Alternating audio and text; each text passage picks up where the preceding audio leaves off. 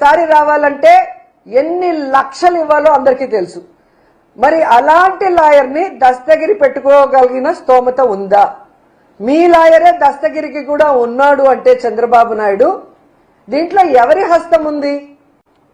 వివేకానంద రెడ్డి గారి హత్యలో ఎవరి హస్తం ఉంది? మీది కాదా? మీ పార్టీది కాదా? మీది కాదా గొడ్డలి పార్టీ? మా మీద దుమ్మేసి డైవర్షన్ పాలిటిక్స్ చేయాలనుకుంటే ఈరోజు ప్రజలెవ్వరూ కూడా నమ్మే పరిస్థితి లేదు. ఎందుకంటే మీది ఒక్క గొడ్డలి పార్టీయే కాదు, మీది వెన్నుపోటు పార్టీ. మీకు రాజకీయ భవిష్యత్తు ఇచ్చి నీకు పిల్లనిచ్చిన మామ ఎన్టీఆర్కే వెన్నుపోటు పొడిచిన మహానుభావుడు నువ్వు. నీది వెన్నుపోటు పార్టీ. అలాగే చెప్పుల పార్టీ.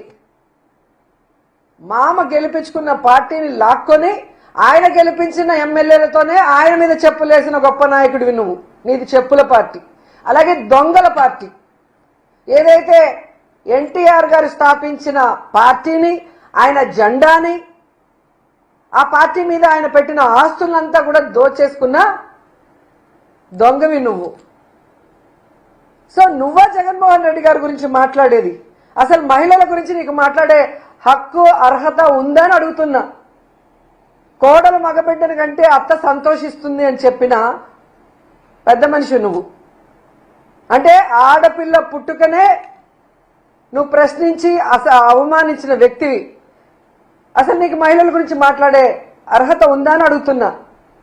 జగన్మోహన్ రెడ్డి గారు మహిళా పక్షపాతి అయితే నువ్వు మహిళా కక్షపాతివి.